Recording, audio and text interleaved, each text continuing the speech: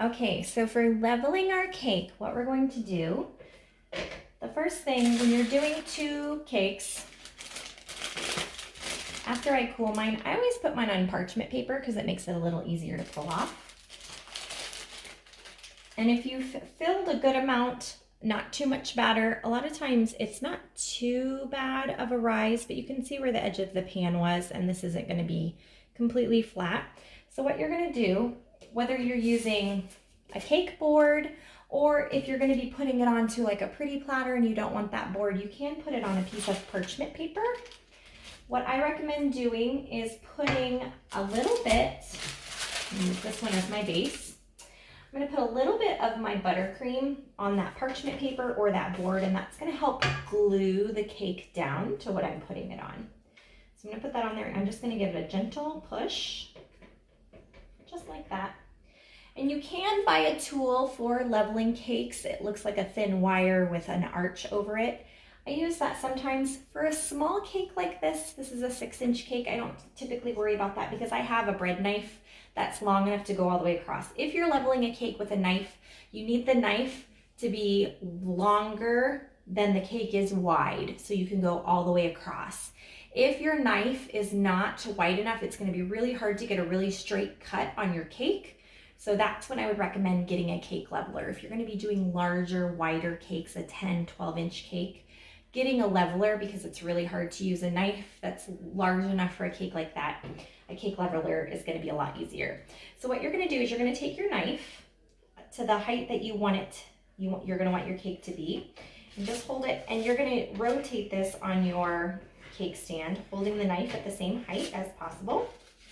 And then you're just going to slowly start to cut in and rotate your turntable as you go with the knife going across, and that should give you a nice even cut straight across the cake. You're rotating and sliding the cake across and then lifting it off. So you can see they gave me a really nice straight cut. I'm going to do that again. I'm going to just pick this one up and move it off. That's going to be my base. This is going to be my top layer. So I'm going to do the same thing here. So I'm taking my knife just at the end. I'm going to cut like a little line all the way around, nice and straight. And then once I've gotten all the way around, I'm just slightly going to start pushing in as I rotate, so that that cut's getting deeper and the knife is going deeper into the cake on each rotation in that cut mark.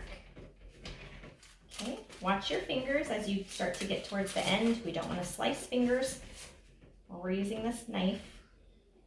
Using a knife that has a slightly serrated, which means that jagged tooth-like edge, usually a bread knife, is what's going to give you the best cut on something like this without tearing it. So again, I've got this nice smooth cut all the way across. It does take some practice to figure out how to get that nice smooth cut. If it's not perfect, it's okay. That's where frosting comes in and you can kind of smooth the layer in between. Not a huge deal. So then what you're going to do, this one that I cut off but didn't glue down, we're going to use the bottom of the cake as the top, because it's a lot easier to smooth the top of the cake if it's not a piece that's been cut. When you've cut like this, you've loosened all those crumbs. So flipping this, and we're going to put seam to seam, this will be the top of the cake because it's nice and flat because it was in a pan, okay? So I'm just going to move this one to the side because that's my topper. And I'm going to take my base cake here, and I'm going to take some frosting with my spatula, and I'm just going to put a nice glop on the top. Now, for a frosting spreader, you have lots of options. Some people use a plastic one that's like a plastic rectangle. I prefer one with a handle. I feel like this gives me more control. You can kind of test which method you like the best. If you like one that has a handle, or if you like the wide plastic, just looks like a flat plastic flap almost, or plexiglass some people use. This is my preference. I like one, again, that's wide enough to go all the way across my cake because it gives me a nice smooth line. Some people like to use small ones. Kind of have to play around what your preference is. This is what I like.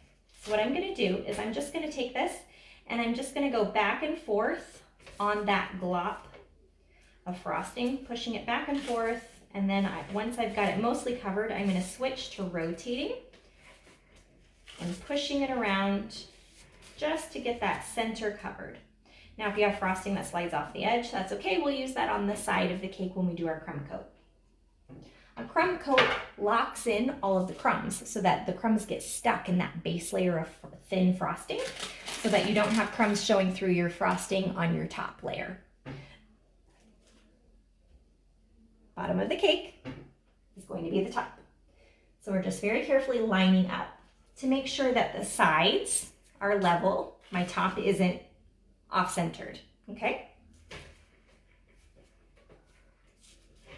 Just pushing that little bit of frosting that fell off, kind of smoothing it around the edge before I add more, those little drops that I made. Okay, so that's how we stack the cake, just like that. You can see it's nice and flat on the top. I just have a thin layer of frosting. Now you can put a thicker layer of frosting, but if you're gonna do that, you're gonna wanna chill your cake in between putting that crumb coat on so that that thicker layer of frosting can set up and doesn't get squished and pushed out the side if you wanna keep a thicker layer of frosting in between.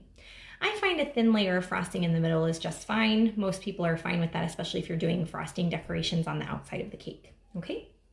But that's how we level and stack our cake. So next I'm gonna show you how to crumb coat and then do a top smooth coat. Okay, last little bit here. So first we're gonna do the crumb coat, which, as I said before, it kind of locks in all of those crumbs. So when you go to put that nice pretty layer of frosting on, you don't have pieces of crumb popping through. Some people skip this step. Once you get to be more proficient at frosting, a lot of times you can skip that crumb coat because you figure how to lay that frosting down without pulling crumbs back off.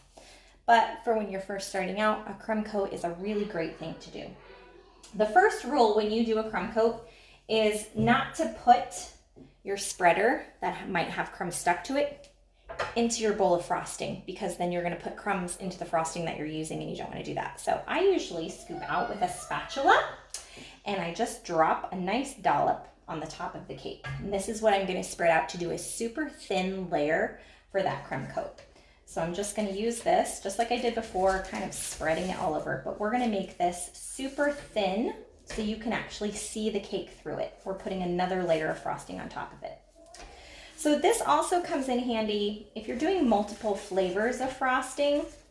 You can do your crumb coat in just a basic vanilla and then put your flavored or colored frosting over the top of it because you're not going to see it, and it kind of gives you a layered flavor as well if you want to. Sometimes I'll do a vanilla frosting underneath and a chocolate one on the outside. It kind of gives you a nice blend. So all I'm doing is I'm just taking that frosting, kind of scraping off the excess, and then I'm pushing it to the side to do the same thing. Nice thin layer all the way around. And all I'm doing by doing this is gluing those crumbs from the cake down. So when I do my top layer, I don't have crumbs poking through. This is where a turntable comes in handy because you can rotate the cake instead of having to rotate your spatula or your spreader. Okay, so I'm just getting it nice and smooth on that top. If you have any dents in your cake, you can just use a nice dollop of frosting and into that and smooth that out. Okay. Kind of like tile grout, filling in the cracks. So I just scrape off the extra and push it to the side because that's going to make it easier for me to put it exactly where I want it in those cracks. Just like that. Okay. All right. So just about done with that base layer. I'm going to put a little bit more frosting towards the bottom. So to do that, I'm just going to put some frosting on the end. And I'm going to start at the bottom and swipe up. That helps me get the very, very bottom coated with the frosting. Okay. If you have any big glops of frosting sitting anywhere, you can kind of spread those around doing it this way as well. This is also a really great technique if you're doing like a naked cake, which is where you have a really thin frosting and you see the cake through. Doing these upward swipes gives you kind of a fun rustic look, just like that. Okay, so I have a really thin layer you can see through, but that's gluing down all of my crumbs. Okay, sometimes you can take your finger and kind of smooth the edge. Make sure you don't have any big crumbs popping out on that very edge line. Just like that. And that is our crumb coat. Nice and thin, locking down all of those crumbly pieces.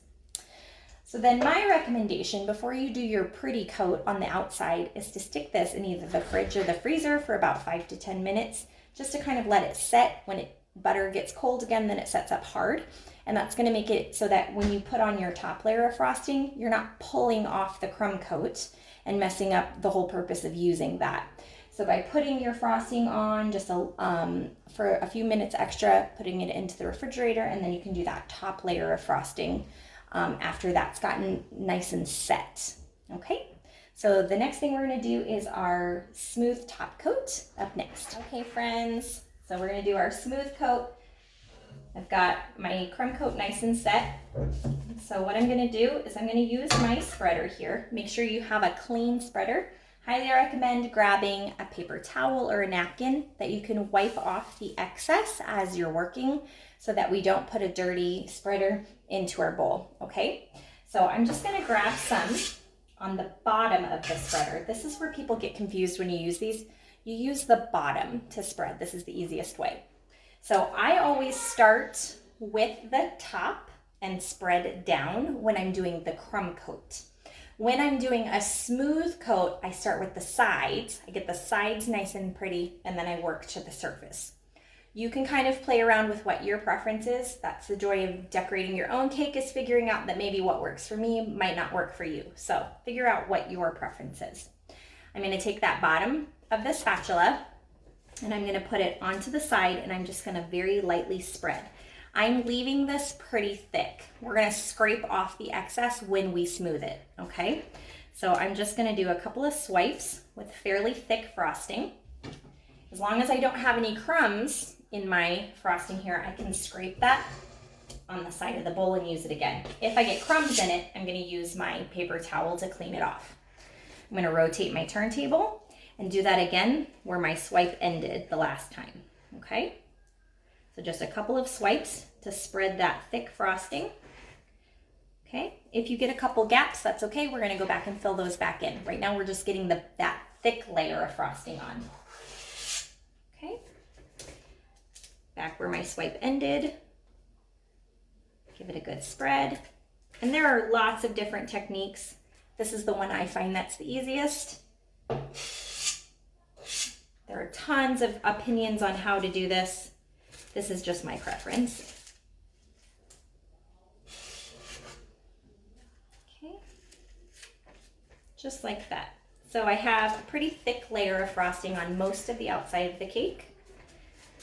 Anywhere where I have a spot that's a little bit bare where I can still see the cake, I'm gonna push a little bit more there, scrape off and adjust that dollop just like that. Okay. And then these few places, especially down by the board, like we did with the crumb coat, you can put that on the base line of your spreader and spread it up to get all the way down to the board in those few bare spots. Now, if you're doing a cake that's going to have a border, if you have a few gaps like that at the bottom, like where this gap is, that's not a huge deal because you're going to put a border on. If you're not using a border, then you need to get all the way to the board, okay? All right, so once I have that nice thick layer on, I'm gonna make sure my spreader is super clean so that I don't pull off. And I'm just gonna take that spreader up against the side and I am gonna rotate around, nice even pressure, just like that, making sure that I'm not digging into the side of the cake, I'm not creating any divots. And I'm just gonna keep going around. Once I get back to where I was, scrape off the excess, get it nice and clean. And then you can see where I mostly focused on the center there. This time I'm going to focus on getting the top edge a little more smooth. Anytime you lift your spreader up, you need to clean it back off, because if you put this back up against it, you're going to pull frosting off. So anytime you take the spreader off of the cake, you need to clean it back off. Okay? Just like that. So that's pretty smooth. You can see where I've got a few places, especially on the top edge, but we're going to adjust that when we put on our top. Okay? But for the most part, nice flat smooth sides. Okay? And you can do this a couple of times, a couple of layers if you want it to be a little thicker on the outside, or you want to get a really perfectly smooth edge. Pop it into the refrigerator or the freezer for 5 to 10 minutes and then add your next layer so that it can set back up. Okay? All right, so now I'm going to do my top. I'm just going to take a nice dollop here onto the top of the cake. We're going to get it spread nice and thick so that we can't see the cake through it. Okay, just like that. Okay. Nice and thick. And get those edge corners. Let some overhang, that's okay. We're gonna scrape that back off in just a second. But we wanna make sure we've got those edges covered with frosting before we peel it off, okay? So nice and thick on the top, pretty smooth. Put a little excess anywhere where those corners are bare. I say corner, but edge, edge crease. No corners on a round cake. All right. Okay, so then what I'm gonna do, again, super clean. I'm gonna start at one side, nice and level, all the way across, okay? Wiping it off before I put it back on the cake. I'm gonna do a slight rotation all the way across. Clean it off. Slight rotation all the way across. Just like that, okay? So my top is pretty stinking smooth there. Then what we're gonna do to clean up these edges, we're gonna do back to the side like we did before, but I'm gonna give it a slight tilt so that my spreader isn't touching the base of the cake. We're just touching that top edge to clean up. So you can see I've kind of got it at an angle here. We're just gonna clean up that edge. Now, if you get it too thin in one spot, that's okay. You can always adjust.